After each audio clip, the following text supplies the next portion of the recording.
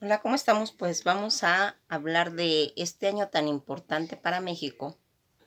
que es esa resistencia indígena que tuvo el pueblo mexicano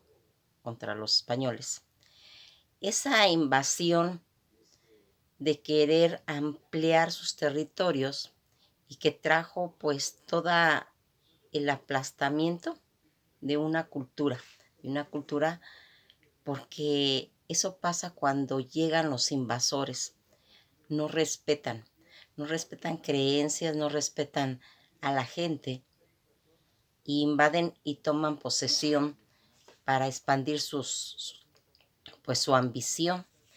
Ahorita vamos a ir hablando a lo largo de todos estos personajes que intervinieron en esa resistencia indígena que hubo en México, y que van a ir surgiendo personajes que, aunque todo el pueblo de México lo conoce, aquí sería importante ir delineando los personajes para que los tengamos más presentes en este año, que es importante, que se cumplen los 500 años, y que todo mexicano tiene la obligación de conocer su origen, de conocer de dónde venimos, de dónde salimos y qué nos hicieron los demás pueblos, cuál fue la actitud que nosotros tomamos para poder hacer esa resistencia. Pues aquí vamos a ir viendo a esos personajes que, por ejemplo, en esta fotografía,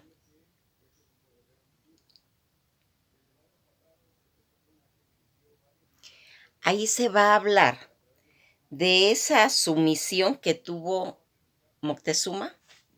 ante el personaje de Hernán Cortés, porque ya como les dije, el pueblo mexicano es un pueblo místico, un pueblo que estaba basado en teorías, en leyendas, y lo que va a ir marcando, pues que ellos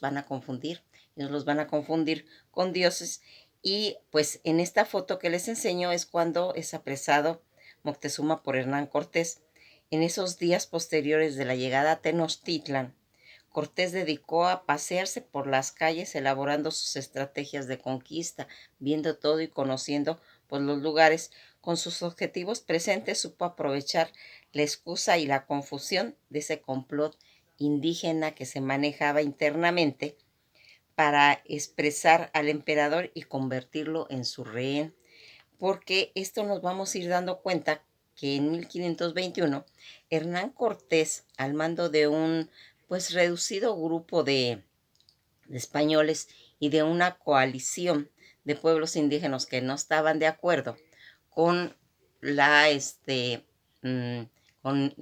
los aztecas, porque se les rendía tributo, ya no querían hacerlo. Todas esas inconformidades van a ir haciendo que cuando lleguen los españoles se unan a ellos,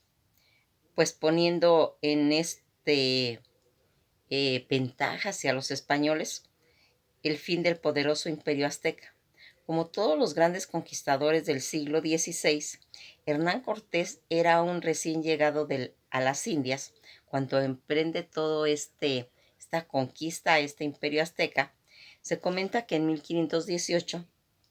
el modesto hidalgo, nacido en Medellín, estamos hablando de Hernán Cortés, hacía unos 33 años se había convertido en un próspero encomendador militar. Tras pasar 7 años en la España y 8 en Cuba, como secretario del gobernador Diego Velázquez. Era también un gran conocedor del mundo indígena y no estaba menos curtido en las trifulcas habituales entre españoles de Indias, siempre con el deseo de acrecentar su patrimonio y enfrentar todo lo que en ese momento se estaba disfrutando de esas concesiones de indios que ya les digo que no estaban de acuerdo con pues el imperio azteca. Todas estas prendas administrativas, los españoles asentados en la isla del Caribe habían establecido pues unos escasos contactos con el imperio más poderoso del continente azteca. Y aquí se va a ir viendo cómo va a ir Cortés abandonando apresuradamente la ciudad al comienzo de 1520 para hacer frente a esa expedición de castigo enviada desde Cuba por Diego Velázquez. Recordarán que Hernán Cortés se viene y desobedece todas las órdenes del gobernador de Cuba y se viene con las naves. Más adelante va a venir una comitiva a traerlo. Lo toman preso y se lo llevan para que tenga ese enfrentamiento con Diego Velázquez. Todo este castigo enviado desde Cuba por Diego Velázquez, el encargado para los pies de Cortés serían comandados, vino por él Pánfilo de Narváez, que acabó siendo también pues apresado. Toda esta salida desde Cuba desde 1518 hasta desde 1515 se empezaba a hacer dos expediciones que habían bordeado todos los litorales de México. Y en 1518, Diego Velázquez, encontrando una tercera expedición, a su secretario Hernán Cortés le va a dar esa misión y este partió desde Cuba a finales de ese año. En los meses siguientes y desobedeciendo todas las órdenes del gobernador, convirtió lo que debería de ser una misión de exploración únicamente en una empresa de conquista de proporciones legendarias que le permitió poco a tiempo hacerse de un dominio y de un imperio poblado por más de 15 millones de personas. Todos esos caudillos que empezaban a darse cuenta de las ventajas para los españoles suponían la división entre los distintos pueblos nativos. Pues aquí vamos a ir viendo que ya desde 1519, en el año 1, caña, que era la medida o el calendario azteca, que así está registrado, en 1519 y el año 1, caña según el calendario azteca, Cortés y su gente arribaron a las costas mexicas en Tenochtitlan, donde se impusieron con rapidez a los hostiles indígenas de la zona. Como parte del botín de guerra, se recibieron 20 jóvenes indias, entre las que se encontraba la que sería conocida como la Malinche, que esta vamos a dar toda una semblanza para que veamos qué personaje tan importante y que gracias también a ella se va a originar esa conquista, porque ella era la traductora, ella era la que les iba a enseñar a, más bien a traducir del lenguaje náhuatl, porque ella era una princesa que hablaba náhuatl y maya y también español. Entonces, aquí vamos a ir dándonos cuenta qué influencia tiene ya desde aquí todo también los aspectos femeninos, porque cuando hablamos de conquista, hablamos casi siempre de hombres, pero este personaje de la Malinche es sumamente importante, como se le conocía a ella, Malinche o Doña Marina, que es con el nombre que se le va a asignar o se le va a bautizar cuando está ya con los españoles. Esa doncella que dominaba varias lenguas indígenas, como que lo que les estoy diciendo, que es lo que va a hacer que se puedan introducir pues más fácilmente y puedan tener ese contacto verbal. Y que pronto aprendió el castellano. Ella, al estar con los españoles, ella era una mujer que tenía esa facultad de poder conocer las lenguas, y al tener ella contacto con los españoles, muy pronto va a empezar a dominar el castellano, con lo que le resulta pues crucial para Cortés en sus designios de invasión. Este conquistador engendró con ella a un hijo que se llamaba Martín, considerado el primer mestizo de América continental en su camino hacia la capital del Imperio Azteca. Los españoles van a llegar a lograr el apoyo de los nativos totonacas en la ciudad de Zempoala, y que en este modo se liberaría a la opresión azteca.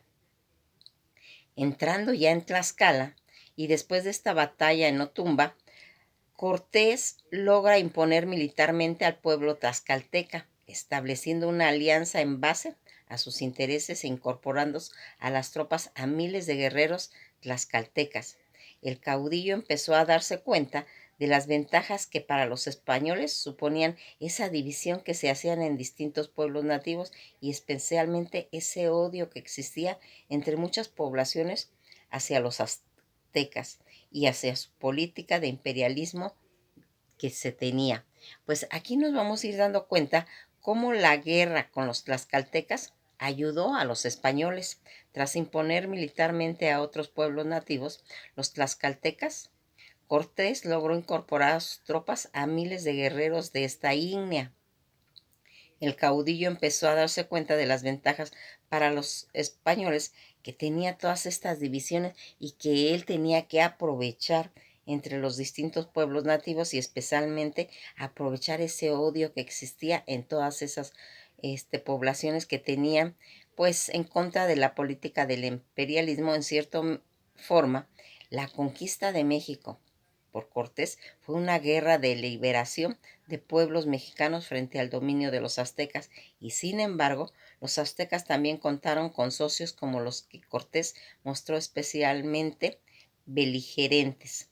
Aquí vamos a irnos dando cómo se va a ir incorporando a otras ciudades como es Cholula, que está en el estado de Puebla, que se halló con Moctezuma para tender una emboscada a los españoles y sus aliados indígenas fueron saqueados durante 2 días por órdenes de Cortés y con la ayuda de los totonacas y los tlaxcaltecas a los que se unieron centenares de cholultecas, todos juntos y como hermanos contra aquel tirano y fiero carnicero. Aquí vamos a ir viendo cómo Moctezuma, cómo escribirá Diego Muñoz Camargo, el ejército de Cortés vencería y parecería invencible ante esa marcha impecable de los conquistadores y espantados por la carnicería de Cholula, Moctezuma y el Tlatoani azteca, que era Moctezuma, optó por ganar tiempo y les franqueó la entrada a Tenochtitlan, y eso va a ocurrir en 1519. En todos estos días posteriores a su llegada, Cortés dedicó a pasearse, ya les comento, por todas esas calles para ir viendo cómo estaba. Cuando Cortés regresa a Tenochtitlán el 24 de junio de 1520, encontrará la ciudad sublevada contra Alvarado. Ya habíamos hablado que Pedro de Alvarado es su primo y cuando él tiene que irse a Cuba a darle cuentas al gobernador, lo va a dejar a él encargado, pero él hizo todo un problema. Aquí se va a encontrar pues esa ciudad sublevada, quien afectado por la tensión y el ambiente conspirativo, había ordenado la muerte de algunos notables aztecas que le parecieron a él sospechosos. Durante algunos días los españoles intentaron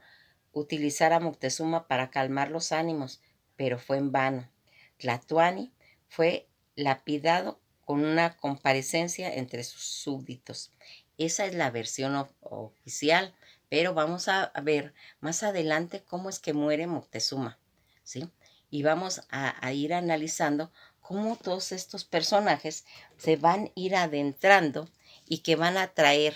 tanto la conquista como también la evangelización, porque como se van a dar cuenta, así como entran los españoles, también entra la religión,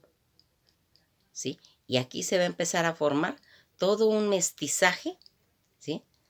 Al que se va a ir uniendo y después vamos a comentar qué tan provechoso fue ese mestizaje o qué realmente pues influía para que todos esos personajes en determinado momento se viera si había sido satisfactorio que esa invasión se llevara a cabo. Pues esto ha sido todo por hoy. Nos veremos en el siguiente video.